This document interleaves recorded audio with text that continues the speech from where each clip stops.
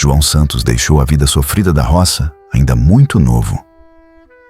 Cresceu vendo o pai trabalhar de sol a sol sem nunca conseguir sair do aperto. A infância foi simples demais. Casa de barro, chão batido, água puxada do poço e comida contada em algumas épocas do ano. Desde pequeno, João aprendeu o peso da enxada, o calor forte no rosto e o silêncio cansado de quem trabalha duro e continua pobre. Mas João tinha algo diferente dentro dele. Sonho. Enquanto muita gente aceitava que a vida seria sempre daquele jeito, João olhava para caminhões passando na estrada de terra e imaginava um futuro maior. Aos 20 anos, tomou coragem e foi para São Paulo. Chegou com uma mochila velha, algum dinheiro contado e um medo enorme escondido atrás da coragem. A cidade parecia um mundo diferente. Barulho o tempo inteiro, fumaça, ônibus lotado, gente correndo sem olhar para trás. João alugou um quartinho pequeno na periferia. Parede úmida, ventilador barulhento e um colchão fino no chão. Mesmo assim, se sentia mais perto do sonho. Conseguiu emprego como ajudante numa serralheria. O trabalho era pesado. Cortar ferro, carregar chapa, soldar peça, organizar material, limpar oficina. Muitas vezes saía com a roupa coberta de limalha e cheiro de metal queimado impregnado no corpo. Mas João gostava de aprender. Observava tudo em silêncio. Prestava atenção em medidas, solda, acabamento, montagem. Enquanto alguns funcionários faziam apenas o básico, João queria entender o serviço inteiro. O dono da serralheria percebeu. Você aprende rápido. João respondia, quero crescer. Os anos passaram e João virou um excelente serralheiro. Já fazia portão, estrutura metálica, grades e pequenos serviços sozinho. Trabalhava durante o dia e muitas vezes fazia bicos à noite para juntar dinheiro. Foi nessa fase que conheceu Emerson. Emerson era inteligente, comunicativo, sabia vender, conversar e fazer amizade rápido. Diferente de João, que era mais quieto e trabalhador. Os dois acabaram criando amizade dentro da área. Certa noite, sentados numa calçada depois do expediente, Emerson falou: a gente está enriquecendo o patrão para os outros. João ficou em silêncio. Você entende da produção, eu entendo de vender. A gente podia montar algo nosso. Aquilo acendeu o sonho antigo de João. Depois de muito planejamento, os dois abriram uma pequena oficina.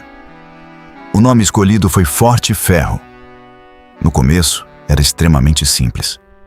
Um galpão pequeno alugado, poucas ferramentas e muito improviso. Faziam engates automotivos, protetor de cárter, suporte para televisão, pequenas estruturas metálicas e peças sob encomenda.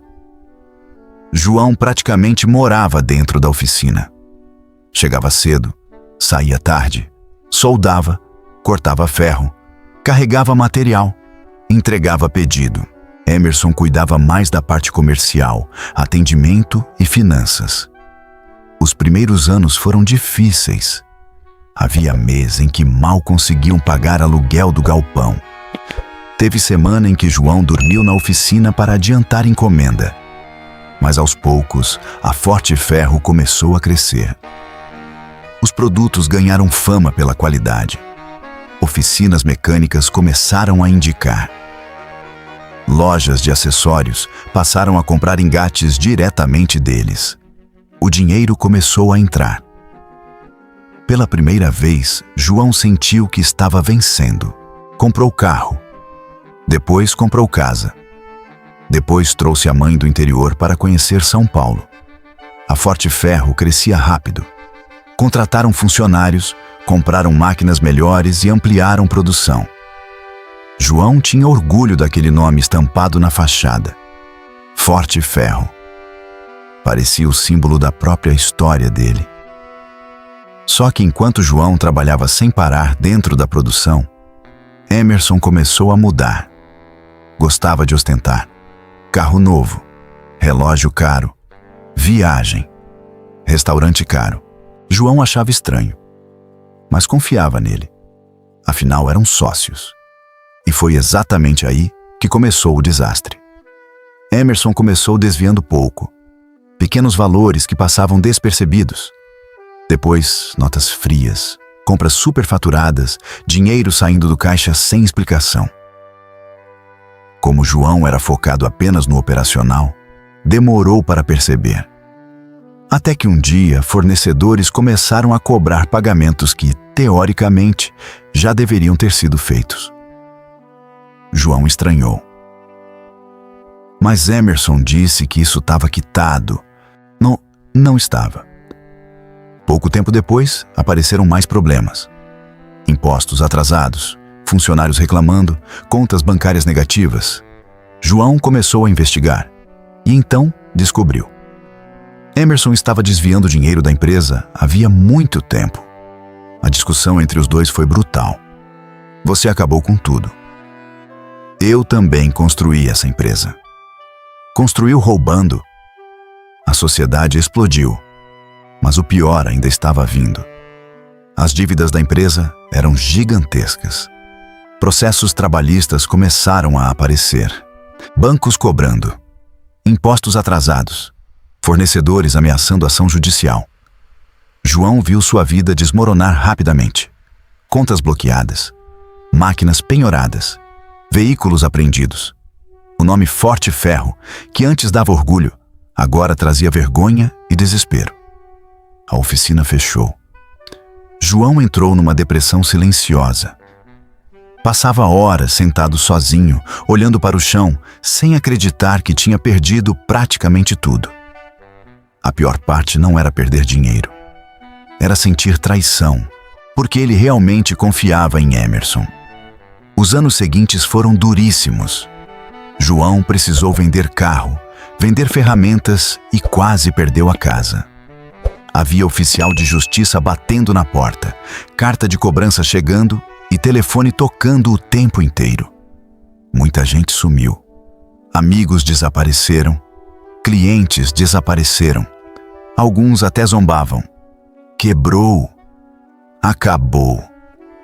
João chegou no fundo do poço.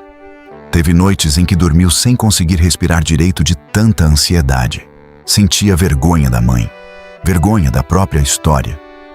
Mas uma coisa nunca morreu completamente: a capacidade de trabalhar. Depois de um tempo parado, João começou a fazer pequenos serviços novamente. Solda aqui, estrutura ali, conserto pequeno em oficina. Sozinho, sem funcionário, sem sociedade, sem glamour. Apenas ele, o ferro e as ferramentas. E talvez tenha sido exatamente aí que começou sua reconstrução. Porque agora João estava diferente. Mais duro, mais atento, mais inteligente. Aprendeu administração na dor. Aprendeu sobre contrato, imposto, movimentação financeira e confiança. Passou anos pagando dívida lentamente. Cada serviço que fazia separava uma parte para acordos judiciais. Foi humilhante em muitos momentos. Houve dias em que antigos funcionários viam ele trabalhando sozinho em oficinas pequenas. Mas João continuava.